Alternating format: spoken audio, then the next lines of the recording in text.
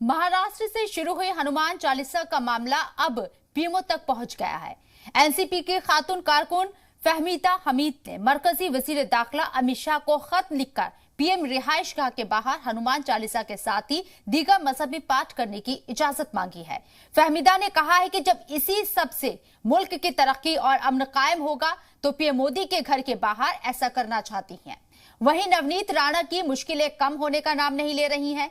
Bombay high court ने भी उनकी उस अर्जी को खारिज कर दिया है जिसमें उन्होंने एफआईआर रद्द करने की मांग की थी।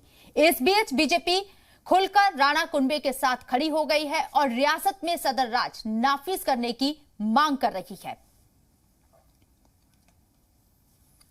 इतना हनुमान चालीसा से इनको नफरत क्यों है? अगर हनुमान चालीसा बोलना ये देशद्रोह होगा, ये राजद्रोह होगा, तो हम में से हर व्यक्ति ये राजद्रोह करेगा। अगर आपकी कोई समस्या है तो आप महाराष्ट्र के मुख्यमंत्री से मिलिए, महाराष्ट्र के गृह मंत्री से मिलिए। उत्तर प्रदेश में 3 महीने में 17 बलात्कार हुए, हत्याएं हुई, आपको मालूम है? तो क्या राष्ट्रपति शासन लगाएंगे वहां?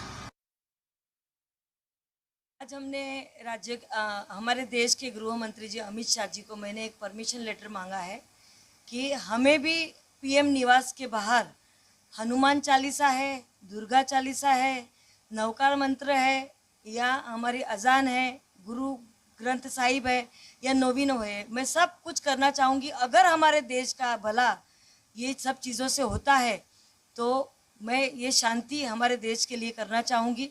आज पीएम मोदी जी को मैं कहना चाहूँगी कि हम एक नारी हैं तो हम दुर्गा चालीसा वहाँ आपके आवास के बाहर आके पढ़ना चाहते हैं, ताकि देश के अंदर जो बेरोजगारी है, महंगाई है, जीडीपी का जो रेट है, देश जो हमारे इस पे जा रहा है महंगाई की ओर, उस पे रोक लगे और लोगों की शांति के लिए और जनहित के लिए मैं पीएम आवास के बाहर ये सब करना चाहती हूँ।